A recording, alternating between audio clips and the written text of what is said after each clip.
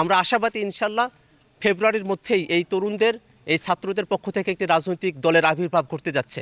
বাংলাদেশের মানুষ কোনোভাবেই আর নতজানু পররাষ্ট্র নীতিতে বিশ্বাসী নয়। বাংলাদেশের মানুষ ভারত হোক বা অন্য যে কোনো দেশ হোক তাদের সাথে ন্যায্যতার সম্পর্কে বিশ্বাসী। আজ রংপুর জেলার কাউনিয়া উপজেলায় জাতীয় নাগরিক কমিটির পক্ষ থেকে উষ্ণতার কম্বল বিতরণের আমাদের কর্মসূচি ছিল।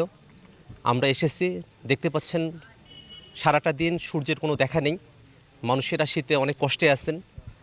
সেই কষ্ট লাঘবের ক্ষুদ্র প্রচেষ্টার জায়গা থেকে আমরা কিছু কম্বল বিতরণ করেছি, মানুষের সঙ্গে কথা বলেছি। রংপুরের মানুষের দীর্ঘদিনের একটি বড় সমস্যা তিস্তা নদী কেন্দ্রিক।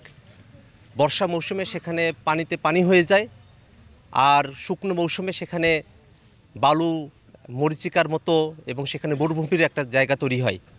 সব মিলিয়ে তিস্তা নদী কেন্দ্রিক যে সমস্যা সেগুলো নিয়ে আমরা কথা বলেছি। এখানে রংপুরে অর্থনৈতিক জোন করবার কথা আছে, কাউনিয়াতে, টেপামধুপুরে। সেই ব্যাপারে মানুষের যে আগ্রহের জায়গা, আকাঙ্ক্ষার জায়গা, সেগুলো নিয়ে আমরা কথা বলেছি। সামগ্রিকভাবে বাংলাদেশ রাষ্ট্রটি নতুনভাবে যাতে গঠন করা যায়, 24-এর আগের যে বাংলাদেশ, সেই বাংলাদেশের নিয়ম কানুন, কায়দা কানুন, এগুলো নিয়ে যে আমরা বয়ে নিয়ে যেতে পারি না, নতুন যে বাংলাদেশ ফরমেশন করা দরকার, গঠন করা দরকার, সেই বিষয় নিয়ে মানুষের সাথে কথা হয়েছে। মানুষকে আমরা বোঝানোর চেষ্টা করেছি, বুঝিয়েছি যে 72-এর যে সংবিধান, সে সংবিধানের মধ্য দিয়ে বাংলাদেশের মানুষের শাসনতান্ত্রিক মুক্তি আসলে সম্ভব নয়। নতুন এক সংবিধান প্রয়োজন। সে সংবিধানে জনগণের কথা থাকবে, রাষ্ট্রের বিভিন্ন অঙ্গের মধ্যে প্রধানমন্ত্রী থেকে শুরু করে নিয়ে সকলের মধ্যে একটা ক্ষমতার ভারসাম্য থাকবে। সেই কথাগুলো আমরা বলেছি। মানুষের থেকে আমরা এই বিষয়গুলোতে ইতিবাচক সাড়া পেয়েছি। সব মিলিয়ে মানুষেরাও চায় যে বাংলাদেশে নতুন এক পরিবর্তনের ধাক্কা এসেছে, সেটাকে যেন সফলতায় পর্যবেসিত করা যায়। জাতীয় নাগরিক কমিটি এবং বৈষম্যবিরোধী ছাত্র আন্দোলনের উদ্যোগে একটি রাজনৈতিক শক্তির আবির্ভাব শীঘ্রই হবে। আমরা বারবার বলার চেষ্টা করেছি, অন্তর্বর্তীকালীন সরকার ফেসিবাদী ব্যতিরেকে অন্য যে কোনো দল, বিএনপি, আওয়ামী লীগ, বিএনপি, এটা একটু আবার নেই, আমরা বারবার একটা কথা বলবার চেষ্টা করেছি যে অন্তর্বর্তীকালীন সরকার পতিত ফেসিবাদী আওয়ামী লীগ ছাড়া অন্য যে কোনো রাজনৈতিক শক্তি, বিএনপি, জামাত, বামপন্থী সংগঠন, সকলের প্রতি তারা রাজনৈতিক শিষ্টাচার বজায় রেখেছে। কারো ওপর কোনো জুলুম নিপীড়নের ঘটনা ঘটেছে সরকারের তরফ থেকে, এমন কোনো ঘটনা আমরা লক্ষ্য করি নাই। আমাদের ছাত্রদের মধ্য থেকে 3 জন প্রতিনিধি সরকারে আছেন, তারা তাদের মতো করে কাজগুলো করছেন। কিন্তু আমরা যারা রাজনৈতিক দলের কাজটা করছি, নাগরিক কমিটির সাথে যুক্ত আছি, বৈষম্যবিরোধীর সাথে যুক্ত আছি, আমরা স্বতন্ত্র থেকে, স্বনির্ভর থেকে আমরা আমাদের সংগঠনের কলেবর বৃদ্ধি করছি। আর এ কারণেই সারা বাংলাদেশে 200-র উপরে থানা কমিটি আমরা এখন পর্যন্ত গঠন করতে সক্ষম হয়েছি। আমরা আশাবাদী জানুয়ারির মধ্যেই 400-র উপরে থানা কমিটি হবে এবং ফেব্রুয়ারির মধ্যেই আমরা নতুন রাজনৈতিক দলের ঘোষণা আমরা দিতে পারবো। জনমানুষের দাবির প্রেক্ষিতে এবং যে রাজনৈতিক শূন্যতার জায়গা তৈরি হয়েছে বাংলাদেশে, তার জায়গা মানুষের নিজের চাওয়া বিভিন্ন পেয়েছেন। অতএব সরকারের নিয়ে কোনো রাজনৈতিক দল প্রতিষ্ঠিত হচ্ছে, এই যদি হয় তাহলে সকল দলের জন্যই প্রযোজ্য, এককভাবে শুধুমাত্র নাগরিক কমিটি বা বৈষম্যবিরোধীর জন্য এই বক্তব্য প্রযোজ্য নয় বলে আমরা মনে করি। আমরা বাংলাদেশের এখন নাগরিকদের অধিকাংশই তরুণরাই এই আন্দোলনকে সফলতার নিয়ে গেছে।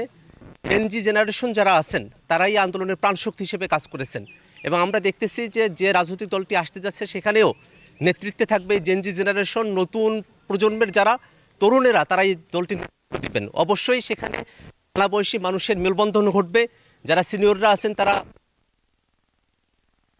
আমাদেরকে গাইড করবেন, একই সাথে তরুণরা যারা আছে তরুণরা এই রাজনৈতিক প্রাণশক্তি হিসেবে কাজ করবে এবং সামনের দিনের যে বাংলাদেশ, সেই বাংলাদেশে তরুণদের চিন্তা এবং ভাবনাকে পাশ কাটিয়ে পুরনো চিন্তাধারার মধ্য দিয়ে কোনো রাজনৈতিক দল যদি পরিচালিত হয় তাহলে তাদেরকে অবশ্যই অপ্রাসঙ্গিক হয়ে যেতে হবে। সেই জায়গা থেকে আমরা তরুণদেরকে আহ্বান জানাই, সারা দেশে আপনারা যে যেখানেই আছেন আপনারা আমাদের সঙ্গে যোগাযোগ তৈরি করুন। আমরাও আপনাদের সাথে যোগাযোগের জন্য অতীব আগ্রহের সাথে অপেক্ষা করছি। আমরা বিশ্বাস করি বাংলাদেশের তরুণদের নেতৃত্বে একটি রাজনৈতিক দল আসবে এবং সেই রাজনৈতিক দল অবশ্যই বাংলাদেশের পট পরিবর্তনে এবং নতুন রাজনৈতিক বন্দোবস্ত কায়েমে সর্বোচ্চ ভূমিকা পালন করতে সমর্থ হবে। আমরা যারা রংপুর বিভাগের মানুষ, আমরা দেখি যে আমাদের অধিকাংশ জেলাই বর্ডারের সাথে কানেক্টেড এবং আমরা দেখেছি যে বাংলাদেশের এই কুড়িগ্রামেরই একজন সন্তান ফেলানি, তাকে কাঁটাতারে ঝুলিয়ে রাখা হয়েছিল গুলি করার পরে। আমরা এরকম পরিস্থিতি বাংলাদেশে আর দেখতে চাই না। আমরা দেখেছি সীমান্তে যখন বাংলাদেশের মানুষের উপরে অত্যাচার নির্যাতন নেমে আসলো, সে সময়টিতে চাঁপাইনবাবগঞ্জের মানুষ তারা কাস্তে হাতে তারা সেটাকে প্রতিহতের জন্য এগিয়ে গিয়েছে। এই যে সাহস, এই যে মানুষের মধ্যে উদ্দীপনা, এ সব কিছুর মূলে রয়েছে বাংলাদেশের মানুষের মধ্যে বাংলাদেশের পররাষ্ট্রনীতি নিয়ে এক অভূতপূর্ব একতার জায়গা তৈরি হয়েছে। বাংলাদেশের মানুষ কোনোভাবেই আর নতজানু পররাষ্ট্রনীতিতে বিশ্বাসী নয়। বাংলাদেশের মানুষ ভারত হোক বা অন্য যে কোনো দেশ হোক তাদের সাথে ন্যায্যতার সম্পর্কে বিশ্বাসী। এই জায়গা থেকে সীমান্তে যে আমাদের উপরে হামলাগুলো হচ্ছে, আমরা দেখেছি যে আমাদের একজন বিজেপি সদস্যের আঙ্গুল তাদের ছোড়া গ্রেনেডে সেটা ক্ষতবিক্ষত হয়ে গেছে।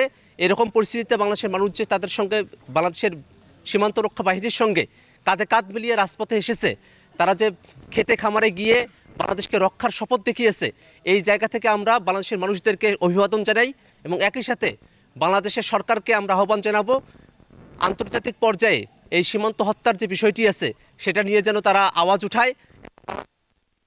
যতগুলো সীমান্ত হত্যা ঘটেছে সেই সমস্ত সীমান্ত হত্যার জন্য ন্যায্য বিচারটা বাংলাদেশের মানুষ পায়, সেটা অন্তর্বর্তীকালীন সরকার করতে হবে।